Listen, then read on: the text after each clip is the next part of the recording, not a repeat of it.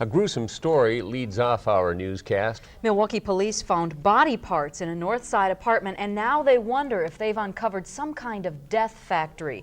This was the scene earlier this morning. Police hired a private contractor to haul a refrigerator and a tank of acid out of the apartment in the 900 block of North 25th Street. Because of the acid, some neighbors were evacuated briefly. Police found parts of bodies, leading them to believe the man they arrested is a mass murderer. From our investigation, we feel that this individual strongly is involved in other homicides. We have taken evidence out of the building by the medical examiner to be examined. What brought the police here in the first place? The officers were stopped by an individual who claimed he was in the apartment and became engaged in a dispute with the owner of the apartment and left the apartment and called the officers. A 31-year-old man was arrested at that apartment. The Milwaukee County Medical Examiner will release more details on this case this morning at 10 o'clock. But a police lieutenant tells us he suspects this case could get national attention and could be the most gruesome case we have seen in Milwaukee in years.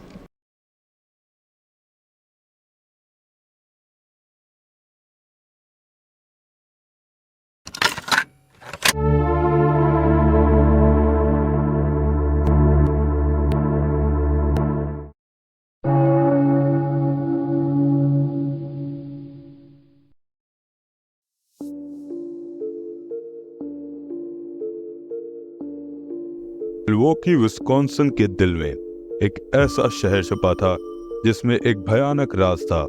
Jeffrey Dahmer का नाम सच्चाई के crime के इतिहास में हमेशा के लिए लिखा गया है। एक यादगार है उन अंधेरों की जो इंसान के अंदर छुपे हुए हो सकते हैं। ये सिर्फ एक मर्डरर की कहानी नहीं है, ये एक ऐसे आदमी की कहानी है जो एक परेशान लड़के से अमेरिका का सबसे खतरनाक और न्यूटोरियस सीरियल किलर बन गया। इसका भयानक सिलसिला एक दशक से ज्यादा चला और बहुत से जीवन तोड़ दिया। जब हम जेफरी डेमर की जिंदगी में घुसेंगे, हम उसके बचपन, उसके कॉम्प्लेक्स रिश्ते, उसके विक्टिम्स और वो बेशुमार रातें देखेंगे जो दरवाजों के पीछे घटित हुई। ये कहानी है उस लड़के की जो कभी संबंध की तलाश में था, लेकिन एक भयानक ब्रुटैलिटी की तरफ गिर गया।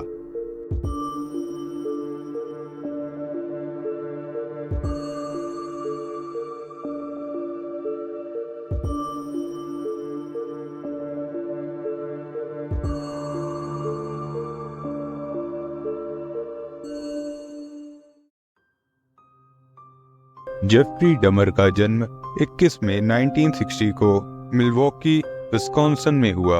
जॉयस और लियोनल डेमर के यहाँ उसका बचपन असामान्य था। परिवार बार बार मूव करता रहा, जिसने एक ऐसा माहौल बना दिया जिसमें जड़ें ही नहीं थी। छोटे से डेमर का बिहेवियर अजीब था। वो दोस्तों की जगह जानवरों का साथ पसंद करता था। उसने मौत के प्रति आकर्षण दिखाया। अक्सर मर गए जानवरों को इकट्ठा करके डाइसेक्शन करता। ये एक शुरुआत थी उस अंधेरी राह पर जो उसने बाद में अपनाई। उसके माता पिता की शादी जो संघर्ष से भरी थी, उसके अकेलेपन और आइसोलेशन के एहसास को और बढ़ाती थी। जब वो 10 साल का हुआ, तब तक वो इमोशन डिस्ट्रेस के संकेत दिखाने लगा। अक्सर अकेलेपन के संसार में भटक रहा जेफरी को अपने पहचान से संघर्ष होता रहा। वो अपने समकालीन दोस्तों से अलग महसूस करता था। उसके माता पिता से इमोशनल सपोर्ट की कमी ने उसे भी वल्नरेबल बना दिया। ये फॉर्मेज साल ट्रॉमा और अकेलेपन से भरे हुए उसके मॉन्स्टर बनने की बुनियाद रखते हैं। ये दिखाते हैं कि उसके परेशान बचपन के अंदर कुछ तो था जो सही नहीं था।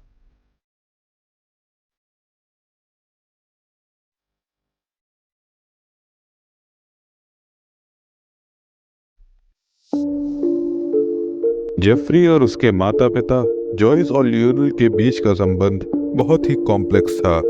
शुरू में जॉयस का सख्त पालन पोषण लियोनल के आसान अप्रोच से टकरा गए, जिसने एक वॉलेटाइल हाउसहोल्ड एटमॉस्फेयर क्रिएट किया। जब लियोनल अपने केमिस्ट्री करियर की तलाश में था, वो अक्सर एब्सेंट रहता, जॉयस को घर संभालने के लिए अकेला छोड़ देता। उसके मेंटल हेल्थ इश्यूज और अल्कोहलिज्म ने फैमिली के डायनेमिक्स को तनावपूर्वक भी बना दिया था। जेफरी अक्सर बीच में फंस जाता, ध्यान की तलाश करता, लेकिन इमोशनल सपोर्ट बहुत ही कम होने की वजह से परिवार के प्यार के बावजूद इमोशनल दूरी बढ़ती गई और जेफरी और भी अकेला होता गया।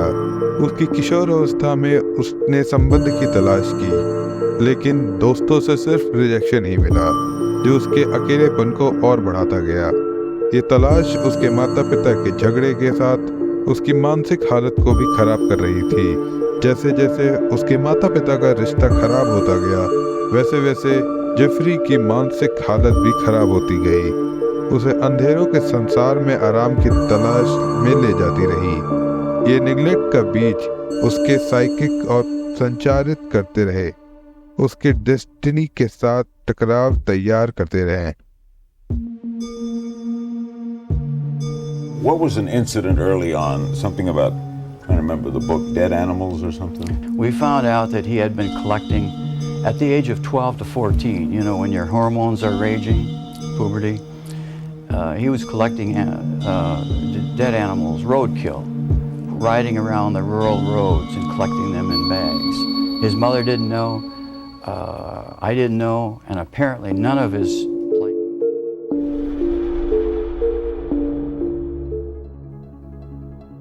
जैसे जैसे जेफरी ने अपनी किशोर अवस्था में प्रवेश किया, वैसे वैसे उसकी परेशान बिहेवियर के पहले संकेत सामने आने लगते हैं।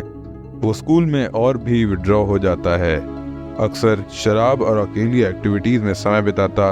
इस दौरान उसका मौत के प्रति आकर्षण बढ़ गया, जब उसने सड़कों पर मरे हुए जानवरों को इकट्ठा करना शुरू किया। उसके दोस्तों ने उसके व्यवहार में गहराते हुए अंधेरे को महसूस किया, उसे अनप्रेडिक्टेबल कहा।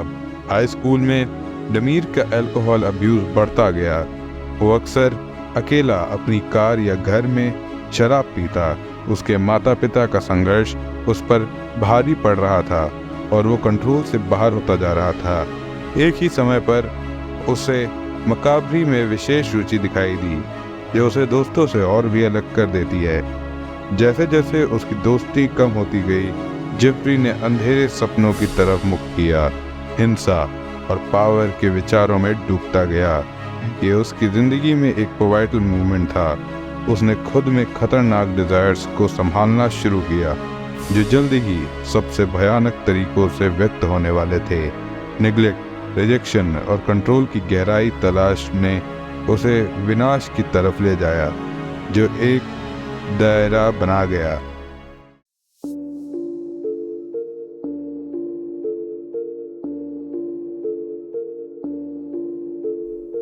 18 जून 1978 को सिर्फ 18 साल की उम्र में डमर ने अपना पहला मर्डर किया। स्टीवन हिक्स, एक हिचहाइकर, को बियर पीने के बहाने अपने घर बुलाकर जेफरी ने एक एक्सिलरेटिंग कंट्रोल को अनुभव किया, जो उसे कभी नहीं मिला था। कई घंटों तक बातें करने के बाद डमर के डार्कर अर्जेस उस पर भारी पड़ गए। एक भयानक हिंसा के पल में उसने हिक्स पर डंबल से हमला किया, फिर उसे घोंटकर मार दिया। जो हुआ वो एक चिलिंग प्रैग्मेटिज्म का दर्शक था। डमर ने हिक्स के शरीर को छोटे छोटे टुकड़ों में बांट दिया और उसके अवशेषों को नजदीक के जंगल में फेंक दिया। ये एक्ट सिर्फ उसकी फैंटेसाइज का एक क्यूमुलेशन नहीं था, बल्कि ये भयानक इनिशिएशन था एक ऐसे हिंसा के संसार में जिससे वो कभी नहीं निकल सकता। इस पल में डमर को एक परवर्स सेंस ऑफ पावर मिला, एक डेडली थ्रिल जो उसे आने वाले सालों में और मर्डर्स की तरफ ले जाएगा। हिक्स की मौत के बाद का असर भयानक था। डमर ने उसे के अवशेषों को बैकवर्ड में फेंक दिया, लेकिन उस रात की इमोशनल स्कार सालों तक रहेंगे। ये पहला विक्टिम डमर की जिंदगी का एक क्रिटिकल टर्निंग पॉइंट था, जो एक ऐसे सीरीज ऑफ ब्रूटल क्राइम्स का प्रारंभ किया जो अंत में 17 युवा पुरुषों की जान ले लेगा।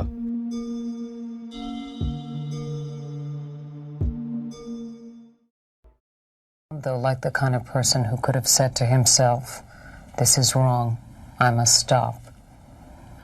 I always knew that it was wrong, but after the first killing was not planned. I was coming back from the shopping mall back in '78. I had fantasies about picking up a hitchhiker and taking him back to the house and having complete control and dominance.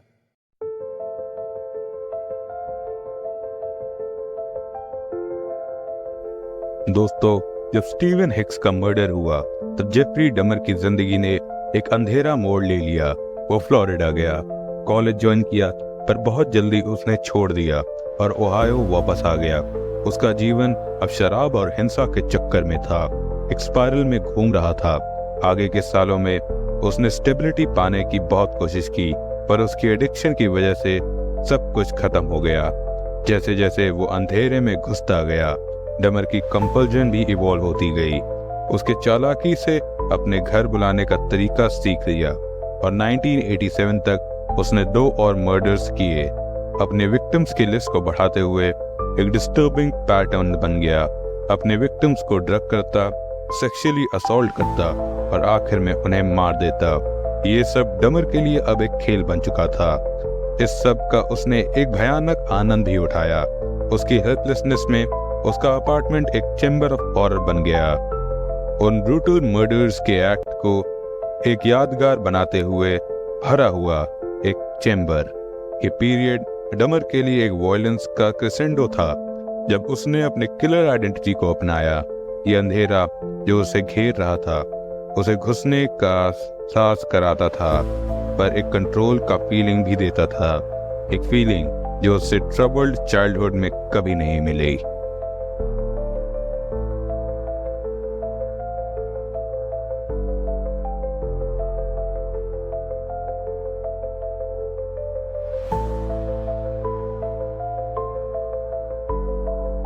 दोस्तों, Jeffrey डमर के victim सिर्फ static या नाम नहीं थे, वो एक ऐसे व्यक्ति थे जिनके सपने, परिवार और एस्पिरेशंस थे। हर एक जिंदगी बहुत ही जल्दी एक्सटिंग्विश्ड हो गई। डमर का horrific reign of terror 17 young men और बॉयज को ले गया, जिनमें से बहुत सारे मार्जिनलाइज कम्युनिटी से आते थे। इनकी कहानियों को याद रखना चाहिए।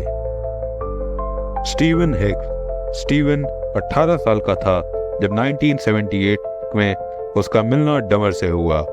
एक हिच हाइकर जिसने सोचा था कि वो एक दोस्त पा गया है, पर उसकी जिंदगी का पहला शिकार बन गया। उस दिन दारू पीने के बाद डमर ने उसे डंबल से मार दिया और गला घोट कर खत्म कर दिया। उसकी बॉडी को छोटे छोटे टुकड़ों में करके अपने बैकयार्ड में छुपा दिया। एक भयानक पैटर्न की ट्रैजिक शुरुआत थी। Steven Tommy. 1987 में 25 साल का स्टीवन टोमी एक कॉन्सर्ट के लिए मिलवॉकी आया। बार में डमर से मुलाकात हुई और वो दोनों ड्रिंक्स शेयर करने लगे। उस रात डमर ने टोमी को मार दिया, कहकर कि उसको ब्लैकआउट हो गया है। उसने कन्फेशन किया कि उसने कॉप्स के साथ सेक्सुअल एक्टिविटीज की, जो बहुत ही डरा देने वाला और घिनौना था। टोमी के परिवार को कभी भी उसकी शरीर नहीं मिला और ना ही क्लोजर, क्योंकि डमर ने उसके साथ भी वही किया जो उसने स्टीवन हिक्स के साथ किया था। जेम्स डॉक्स्टेटर। जेम्स 14 साल का था और ये डमर का सबसे यंग विक्टिम था। पैसा और दोस्ती का वादा करके डॉक्स्टेटर ने 1989 में डमर के साथ समय बिताया। उसकी जिंदगी के सफर उस वक्त खत्म हो गया जब डमर ने गुस्से में उसे मार दिया और बॉडी को ट्रैश में फेंक दिया। डॉक्स्टेटर की मौत उन सबके लिए एक स्टॉक रिमाइंडर थी जो वल्नरेबल थे। रिचर्ड गिरेरो। सिर्फ 25 साल का रिचर्ड गिरेरो एक वाइब्रेंट स्पिरिट था जो 1988 में डमर से एक बार में मिला। डमर ने उसे अपने घर बुलाया, जहां उसे ड्रग करके, असॉल्ट करके और फिर मर्डर कर दिया। उसका स्कल एक चिलिंग ट्रॉफी बना, एक ब्रूटल क्राइम की याद दिलाता। एंथनी थियर्स। 24 साल का एंथनी थियर्स 1989 में डमर से मिला। उसके लुक्स और चार्म के लिए जाना जाता था, पर वो एक ऐसा विक्टिम बन गया डमर ने उसके कॉप्स की फोटोग्राफ खींचकर इंसानियत के एसेंस को ट्विस्ट किया। उसकी फैमिली का दर्द आज भी बाकी है। रेमंड स्मिथ, 32 साल का रेमंड स्मिथ 1990 में डमर से मिला। एक रात ड्रिंकिंग के बाद उसे डमर के घर बुलाया गया जहां वो मर्डर हुआ। डमर ने स्मिथ का हेड रखा एक ग्रूसम रिमाइंडर के लिए, जिसके कारण LGBTQ कम्युनिटी में एंजाइटी का माहौल बन गया। एडवर्ड स्मिथ, 27 साल का एडवर्ड 1990 में डमर के ट्रैप में फंस गया। उसे एक जगह रहने का वादा करके ड्रग किया गया, असॉल्ट किया गया और मर्डर कर दिया गया। इसकी मौत उसकी फैमिली और दोस्तों के लिए सेंसलेस ट्रेजेडी बन गई। अर्नेस्ट मिलर, 22 साल का अर्नेस्ट मिलर 1990 में डमर के हाथ आ गया। उसने अपने बॉडी पार्ट्स को ट्रॉफीज की तरह रखा। जीने और मरने की पावर को दर्शाता मिलर की फैमिली को एक इमेजरेबल लॉस का सामना करना पड़ा। डेविड थॉमस, 22 साल का डेविड थॉमस 1990 में डमर के घर बुलाया गया। उसके स्कल को रखा गया एक मकार्बी ट्रॉफी के तरह। उसकी फैमिली ने एक ब्राइट यंग मैन का गम माना जो सिर्फ वॉयलेंस के हाथ से छूटा। कर्टिस स्ट्रॉक्टर, 19 साल का कर्टिस 1991 में डमर से मिलता है। उसने चैंपियनशिप कर जीतने का वादा किया, पर वो एक विक्टिम बन गया। डमर ने उसे मार दिया और उसकी बॉडी को डिस्पोज कर दिया। कर्टिस की कहानी एक हार्ट रेंचिंग रिमाइंडर है कि कैसे ट्रस्ट को मैनिपुलेट किया जा सकता है। एरोल लिंडसे, 19 साल का एरोल 1991 में डमर का शिकार बना। वन नाइट आउट का वादा किया गया, उस पर ड्रग किया गया और उसे अल्टीमेटली मार दिया गया। उसके स्कल को रखा गया और ये थी कहानी एरोल की। जोसेफ ब्रेडहॉफ, 25 साल का जोसेफ 1990 में डमर से मिला। उसे डमर के घर बुलाया गया जहां वो एक ट्रैजिक फेट का शिकार बन गया। डमर ने उसके बॉडी पार्ट्स को रखा, एक हॉरिफाइंग सिंबल जो एक ट्विस्टेड डिजायर को शो करता था डमर के। टोनी ह्यूज, 31 साल का टोनी जो डेफ और म्यूट था 1990 में मर गया। उसके वाइब्रेंट पर्सनालिटी के लिए जाना जाता था, पर वो डमर के घर बुलाया गया जहां उसका बहुत ही खतरनाक मौत हो गई। उसका स्कल रखा गया और ये ब्रूटैलिटी डेफ कम्युनिटी में गहरी छाप छोड़ गई। द अननोन विक्टिम,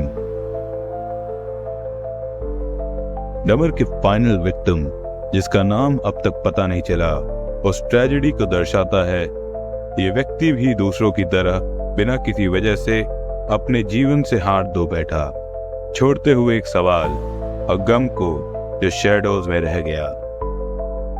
दोस्तों, जेफरी डमर के विक्टिम्स वल्नरेबिलिटी, डेस्परेशन और अनस्पीकेबल हॉरर का ट्रैजिक इंटरसेक्शन थे। हर कहानी एक रिमाइंडर है कि कैसे जिंदगी छूट गई, सपने अधूरे रह गए और फैमिलीज को लॉस के साथ जीना पड़ा। जब हम इन यंग मैन को याद करते हैं, हमें उनकी यादों का सम्मान करना चाहिए और उन सोसाइटल फेलियर्स को पहचानना चाहिए जो डमर के एट्रोसाइड्स को होने दिया।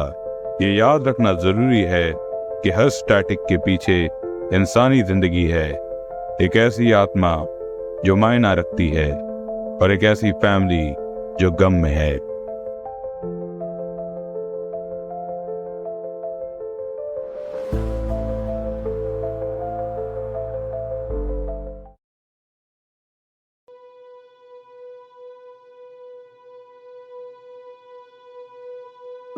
डमर के काम करने का तरीका बहुत ही भयानक था और सोच समझकर किया गया। वो अपने हर शिकार को आकर्षित करने में बहुत ही माहिर था। अक्सर उन्हें पैसों, दोस्ती या नशा देने का वादा करके अपने घर बुलाता। जब वो उसके घर आते तो वो उन्हें कुछ ऐसी पीने की चीजें देता जिसमें बहुत ही शक्तिशाली सेडेटिव होते थे जो उन्हें बेहोश कर देते थे। ये वो पल होते जब डमर अपने अंदर के शैतान को बाहर आने की अनुमति देता। उसके शिकार अक्सर जब होश में आते तो वो देखते कि वो बंधे हुए हैं और उन्हें भयानक तकलीफ दी जा रही है। ये डमर की हिंसा तो शारीरिक नहीं थी, ये आत्मा को भी तोड़ देती। जो उनके मन पर लंबे समय तक चोट देती थी। उनकी भयानक कार्रवाई सिर्फ कत्ल तक सीमित नहीं थी। डमन ने नाखुशी और मानवता को तोड़ना सीख लिया था। ये सोचकर कि वो अपने शिकार को मौत में कैद कर रहा है, वो अपने अपराधों को बहुत ध्यान से डॉक्यूमेंट करता, अक्सर उनकी फोटो खींच लेता, अपने कंट्रोल का आनंद उठाता। उसके घर मकाबरी म्यूजियम बन गया था, जिसमें उसके व्यक्ति की ट्रॉफी रूप में उसके शिकार की चीजें थी। उसकी कल्पना के काम करने का तरीका एक भयानक मानसिकता और सोच समझ के साथ खिंचाव को दर्शाता है, जो घोर अंधेरे और निराशा में डूबता गया। I was branching out. That's when the cannibalism started, eating of the heart and the arm muscle. It was a way of making me feel that they were a part of me. At first it was just curiosity, and then it became compulsive. Then I tried to keep the person alive by inducing a zombie-like state.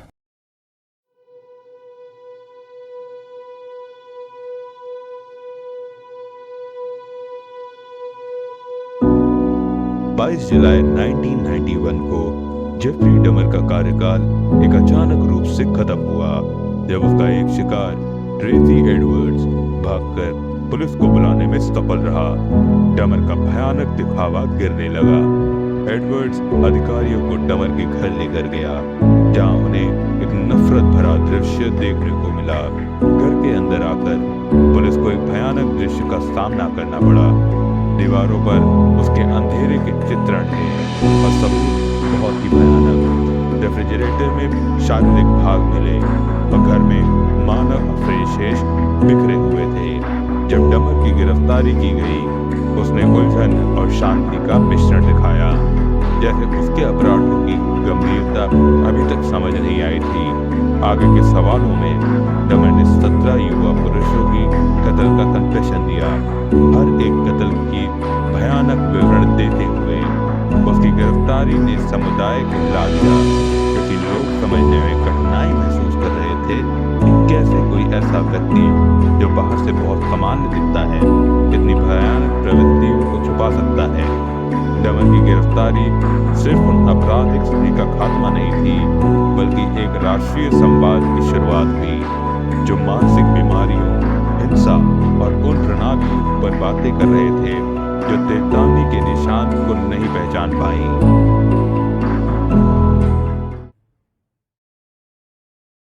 Out of the building by the medical examiner to be examined. Police removed boxes and boxes of body parts, evidence of what appears to be a psychopathic mass murder. Authorities also took out a barrel of what they think is acid.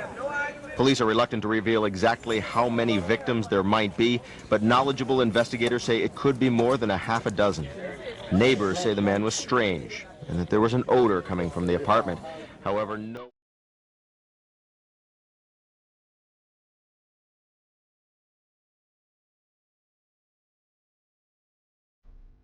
Jeffrey Dahmer का मुकदमा 1992 में शुरू हुआ, जो विशाल media ध्यान और जन जागृति का केंद्र बन गया। अदालत में एक झलक ऐसी थी जहां जिज्ञासा, भय और अविश्वास एक साथ था। जब उसके भयानक कर्मों का विवरण दिया जा रहा था, डमर ने अपने आप को पागल के रूप में दिखाना चाहा, कहकर कि उसे एक ऐसे प्रभाव ने चलाया जो वो रोक नहीं सकता। उसका पक्ष ये दिखावा करता था कि वो एक गहरी समस्या से ग्रसित व्यक्ति था, जबकि प्रोसिक्यूशन ने उसकी तस्वीर एक ठंडे, सोच समझ रखने वाले कातिल की तरह बनाई। जब गवाही देने वाले खड़े हुए, अदालत ने डमर के शिकार के परिवार से सुना, हर एक अपने दुख और दर्द को व्यक्त किया। मुकदमे ने डमर की भयानक सोच को दर्शाया, जहां उसने अपने कर्मों के लिए अफसोस जाहिर किया, लेकिन समझ नहीं पाया कि क्यों उसने भयानक कर्म किए। लंबे और भयानक प्रतिक्रियाओं के बाद डमर को 15 कत्ल के मुकदमे में दोषी पाया गया और उसे 15 कॉन्जिक्यूटिव लाइफ टर्म्स की सजा मिली। मुकदमे के संपन्न होने पर एक भयानक समझ बनी कि डमर के अपराध सिर्फ एक पागल मन की कहानी नहीं थे, बल्कि उन सामाजिक नाकामियों का प्रतिबिंब है जो हिंसा और मानसिक स्वास्थ्य के संकेत को पहचानने में असमर्थ हैं।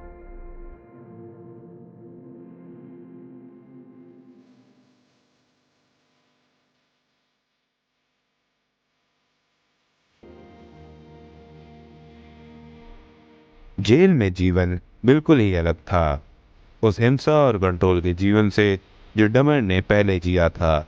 उसे शुरुआत में सुरक्षा के लिए सॉलिटरी कन्फाइनमेंट में रखा गया, क्योंकि उसकी परिस्थितियों ने उसे अन्य बंदियों के लिए एक लक्ष्य बना दिया। डमर को जेल के जीवन से समय बिताने में मुश्किल हुई। अकेलेपन और निराशा की भावनाओं से जूझते हुए अपने भयानक अतीत के बावजूद उसने क्षमा और पुनरुद्धार की तलाश की। इंटरव्यू में भाग लेते हुए जहाँ उसने अपने कर्मों के लिए अफसोस व्यक्त किया, जेल के पर्दे के पीछे उसका जीवन एक समझ की तलाश से भरा था। अपने प्रवृत्तियों, अपने अपराधों और अपने उस राक्षस को समझने की कोशिश उसे आत्मा की तरफ भी देखने को शुरुआत की। अपने दुख भरे कर्मों के लिए क्षमा की इच्छा व्यक्त की, लेकिन उसका अतीत उसके पीछे साया बन गया और पुनरुद्धार की कोशिशें संकुचित सामर्थ्यों के साथ मिला। बहुत लोगों के लिए डमर एक एनिग्मा बन रहा था, ऐसा व्यक्ति जिसका अस्तित्व हमेशा अंधेरों और पुनरुद्धारों की संभावनाओं पर विचार करने को मजबूर करता है।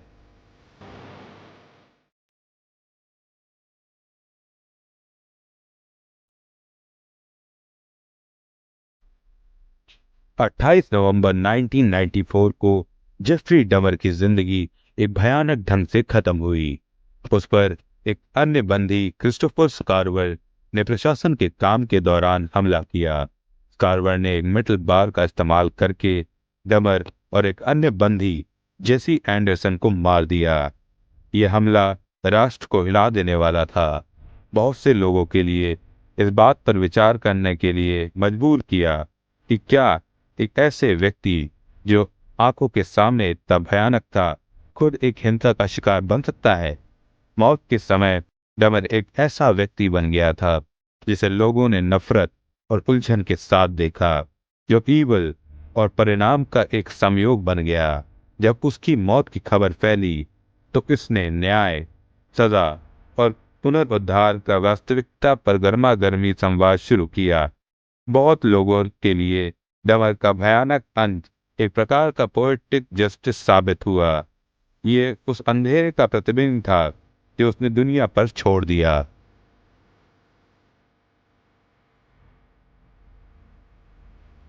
Do you remember when you learned that your father murdered Jeffrey Dahmer? Yes. It was about 10. I saw it on TV, and that's how I found out.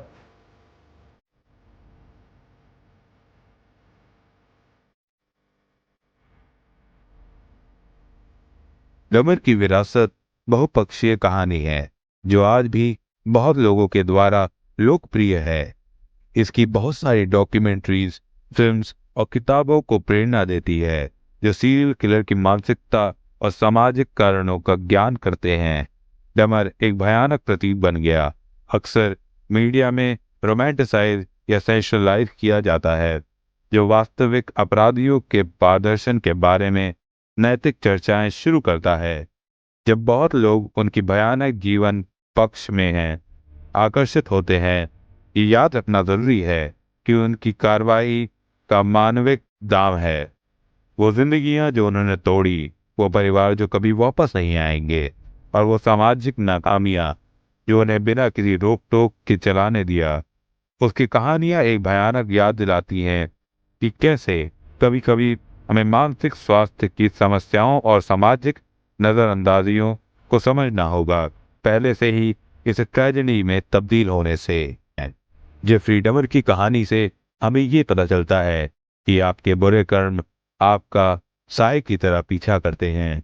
और दोस्तों, मैं आपको बताना चाहता हूँ, अगर आपको जेफरी डमर की शिकारियों की कहानी को दिलचस्प पाया है और मानसिकता की रहस्यों को गहराई से चाहते हैं तो हमारे चैनल रेड स्पैरो को सब्सक्राइब करना ना भूलिए। हम ऐसे भयानक कहानियों को खोलते रहेंगे और साथ में अद्भुत रहस्यों का सामना करते रहेंगे। नोटिफिकेशन बेल को दबाना ना भूलिए ताकि आप किसी भी अपडेट से वंचित ना रहें।